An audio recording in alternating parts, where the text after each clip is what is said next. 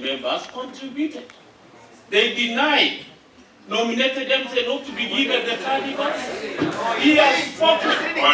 Honourable Speaker, let us say the truth and let us call a spade a spade. Number two, Thank you. Honourable Speaker, resume your seat. I am giving information on the Resume your seat, Honourable Abel Mose. Honourable Abel Mose, resume your seat. Order.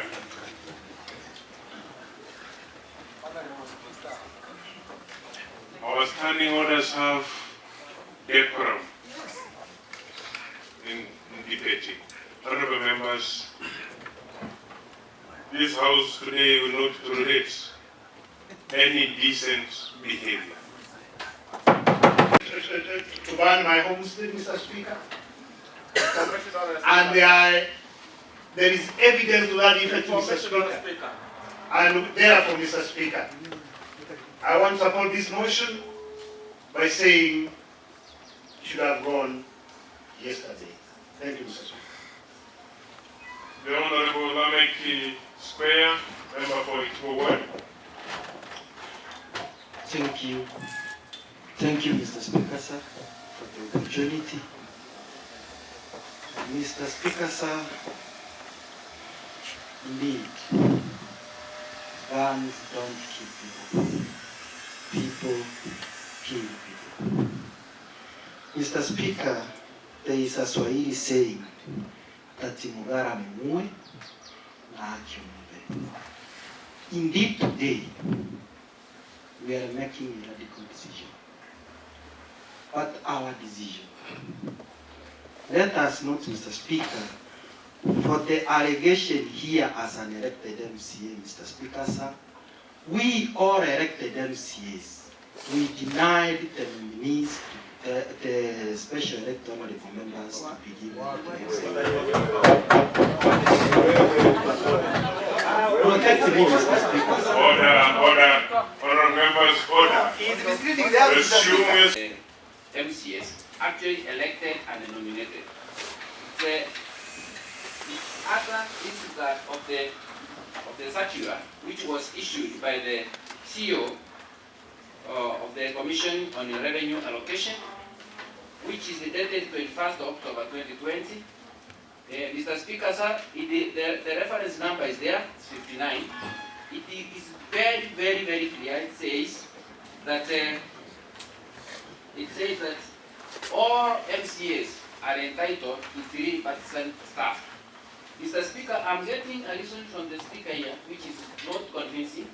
The reason being that at one time, we had a seminar in Uganda, all nominated MCAs, they questioned the speaker who addressed us about the 3% staff members. And the reason we were given as to why we were not given the extra staff was that elected MCAs, they rejected that proposal and say that the 2 staff members, they were given extra salaries of the third staff member who was not employed or who was not given to the nominated MCAs. However, when you look at that circular very clearly, it states that the salary for 3 participant staff members is total is 91,025 shillings and 50 cents. For 3, that means each staff member was entitled to around 30,000 shillings. Even you look at the pay slips of our participant staff, the 2 that we have been given, their salaries are not even 30,000. About slightly less than 27,000, 127 and around 21,000. The other third staff, the third staff member, the salary of 30,000, we do not have that staff member. All the nominated members of the, I think they can attest that this is what we have agreed. When we hear here that we agree that we are only entitled to 2 staff members, that's not very true. The Honorable Speaker were meant to hurt honorable members of this House, Mr. Speaker. Mr. Honorable Nyangana's house was torched by unknown arsonists, but we believe believe through the arrangements and the schemes of the Honorable Speaker and his allies, Mr. Speaker, they planned to harm and maim members of this assembly. It is in public domain, Mr. Speaker, that this honorable house where we hold our deliberations was attacked and belted stones, courtesy of Honorable Okero and his goons. Thank you, Honorable Speaker, for this opportunity. Let me just start by congratulating you for the position that you are in and the manner in which you conducted business, and more particularly today, that indeed you've given us the best guidance ever. Congratulations, Honorable Speaker. I have listened to air my sentiments and disappointment that this issue has brought in. It has brought in a lot of intimidation. It has brought in a lot of harassment. It has brought in a lot of insecurity.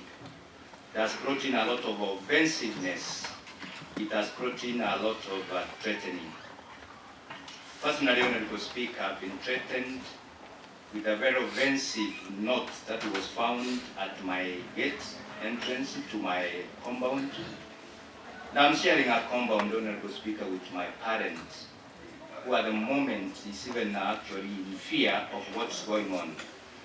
How I wish that we, today, as we discuss this, we better complete and finalize this matter so that, Honorable Speaker, we know the outcome, and then our county, and more especially our assembly, comes back to normalcy and do business that we are meant to do.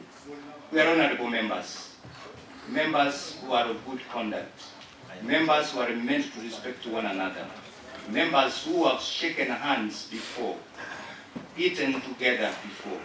That now we are coming, or probably we are turning to become enemies of ourselves. It is so absurd, Honorable Speaker, that even some might be planning evil against others. Matter, let us continue respecting one another because we are honorable members. Finally, honorable members, as we do this, let's consider one another as a brother and sister. Order, Honorable Speaker. Honorable Speaker, I raise Which order. order? Which order are you? Order number 29. Our standing order number 29, Honorable Speaker. Subsection 3. On hours of meeting, Honorable Speaker.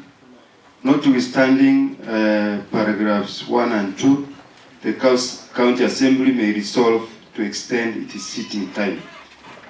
Number 4, subsection 4, is a motion under paragraph 3A shall be moved at least 30 minutes before the time appointed for adjournment. Honorable Speaker, it is 30 minutes before the time